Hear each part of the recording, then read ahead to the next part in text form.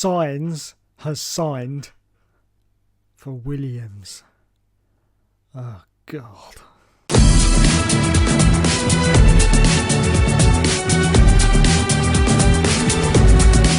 Hello everyone and welcome back to a brand new video. Well, I wasn't expecting to make this today, but here we are. Yes, Carlos Sainz has signed for Williams.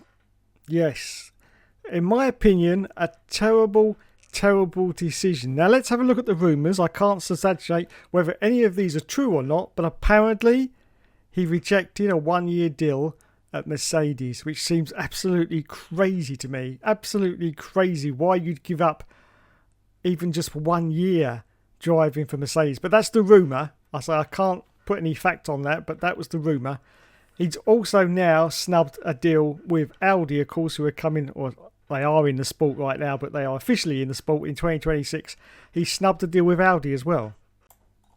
So let's have a look at our friends from the race website and look at 5 reasons why Williams beat Renault and Audi to the Sainz deal. Carlos Sainz has finally decided to join Williams when he leaves Ferrari, rejecting 2 works teams in the process, including Formula One's big new manufacturer Audi. This has been the longest running saga in a wild 2025 driver market, as Sainz waited to see if he could land a top seat after being dropped by Ferrari for Lewis Hamilton. The doors finally closed at Red Bull and Mercedes, so Sainz had to choose between F1's worst teams in 2024, with Williams winning him over after an immensely long back and forth. So how has a team that has finished last in 4 of the past 7 championships managed to beat a new works team and an existing one to Sainz's signature? Sainz was a long-term Audi target and seemed to have a lot of benefits, including the leadership of Andreas Seidl, Sainz's old boss at McLaren. But any incoming participant had a degree of doubt around it. And as Sauber, the teams Audi's taking over, continued to struggle massively in the short term, those doubts intensified. There was also management ructions between Seidl and Audi's representative Oliver Hoffmann. And ahead of the Belgian Grand Prix came the shock news that Seidl and Hoffmann were ousted. And Matteo Benetoli, yes, Mr. Clownman himself, another of Sainz's old bosses, would lead the F1 project instead. Unfortunately for Benetoli and Audi, his arrival comes too late to revive negotiations and have a fresh go at convincing Sainz. But in reality, the fundamentals haven't changed, and so neither has Sainz's lack of faith in the project. Taking over a team in Sauber's position and producing its own F1 engine for the first time always gave Audi an uphill challenge. As 2024 has progressed, Sauber's car looks increasingly like the slowest on average, and it remains the only team without a point. Going there would likely mean an underwhelming 2025 and a massive amount of work to improve for 2026, and Sainz couldn't just waste those seasons. Plus, there are noises that the engine side is on schedule with its massive investment in its first ever F1 engine. Unlike the existing manufacturers, though, it doesn't have its own reference from the current engine to judge it against. And in any case, a new engine manufacturer faces a big challenge. Just look at what Honda went through before it finally became competitive. GP2 engine, it's a GP2 engine. While Audi should probably be back to get it right eventually, it would be a big surprise if it comes out of the blocks with the benchmark engine, and Sainz will know that. Audi was the favourite on paper for a long time, but F1 teams don't perform on paper, and Audi's chances of ensuring its work team is competitive by the time new regulations come into force in 2026 are slim. It's looking like an even longer term project to get this right. With the infighting at Audi plus a big overhaul now confirmed, something significant has now changed, and that could mean more changes still in the coming months. The Audi project is even more of an unknown than before. Not necessarily something that would put Sainz off the project in isolation, but in a close fight like it was with Williams, this was a significant argument against. The Williams vision.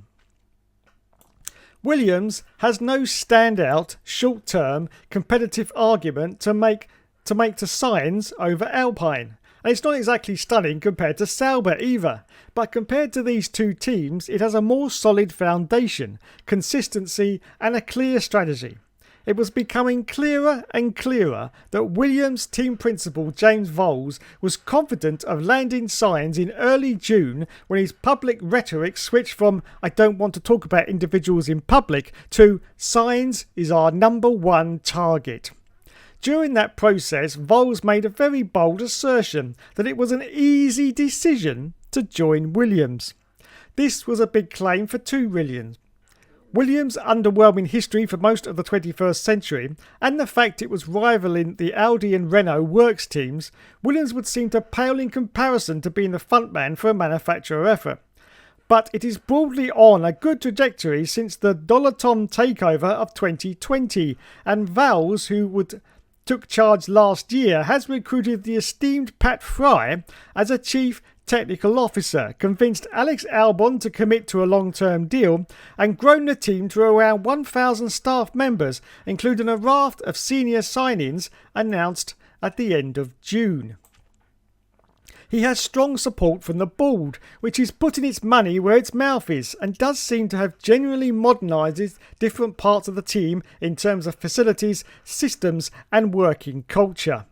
It's long been felt that Williams needed to be dragged kicking and screaming into the 21st century in terms of all these key areas, and Vowles is making more progress in doing that than those before them.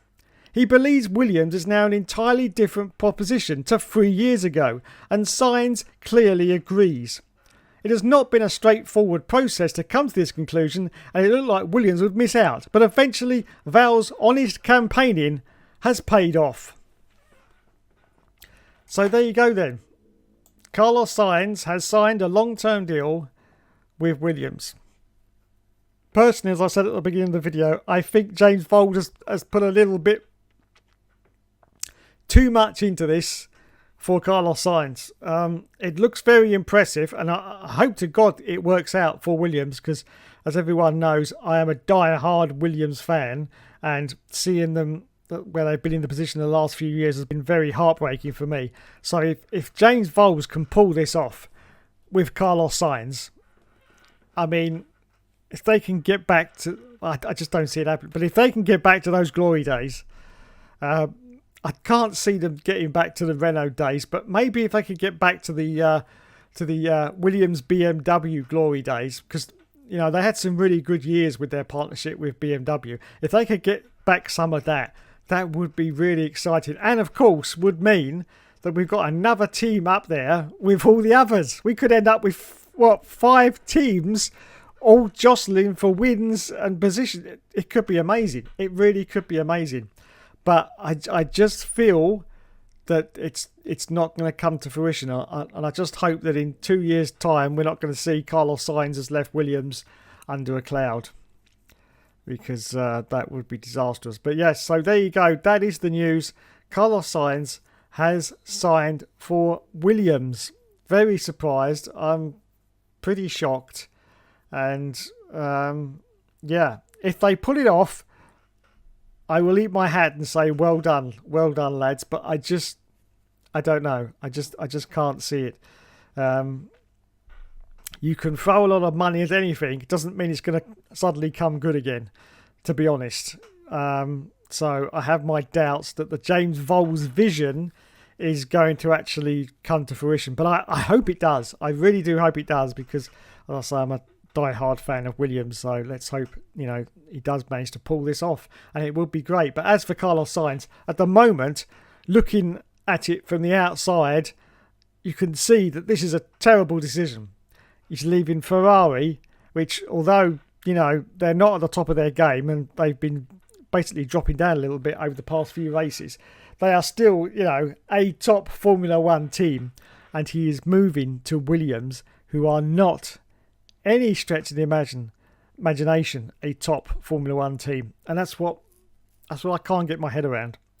I just feel that a talent is being wasted going to Williams, just because you're being part of someone else's dream, really, which is James Vowles. It's not Carlos Sainz's dream, is it, to, you know, be at Williams, and it's Vowles' dream.